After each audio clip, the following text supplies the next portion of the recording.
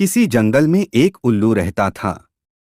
उसे दिन में कुछ दिखाई नहीं देता था, इसलिए वह दिन भर एक पेड़ पर अपने घोंसले में छिपकर रहता था।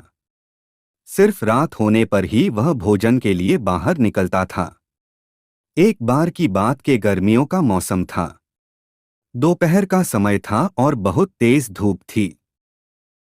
तभी कहीं से एक बंदर आया और वह उल्लू के घोंसले वाले पेड़ पर आकर बैठ गया। गर्मी और धूप से परेशान बंदर ने कहा, उफ, बहुत गर्मी है। आकाश में सूर्य भी आग के किसी बड़े गोले की तरह चमक रहा है। बंदर की बात को उल्लू ने भी सुन लिया। उससे रहा नहीं गया और बीच में ही बोल पड़ा, यह तुम झूठ कह रहे हो। सूर्य नहीं, बल्कि अगर चंद्रमा के चमकने की बात कहते तो मैं इसे सच मान लेता। बंदर बोला, भला दिन में चंद्रमा कैसे चमक सकता है?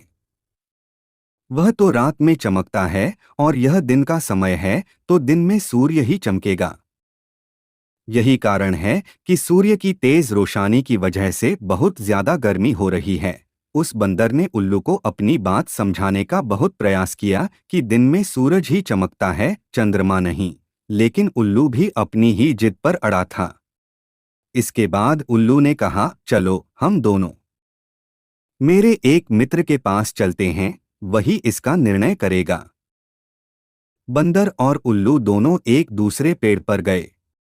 उस दूसरे पेड़ पर उल्लुओं का एक बड़ा झुंड रहता था। उल्लू ने सभी को बुलाया और उनसे कहा कि दिन में आकार में सूर्य चमक रहा है या नहीं, यह तुम सब मिलकर बताओ। उल्लू की बात सुनकर उल्लुओं का पूरा झुंड हंसने लगा। वह बंदर की बात का मजाक उड़ाने लगे। उन्होंने कहा, नहीं, तुम बेवकूफों जैसी बात कर रहे हो।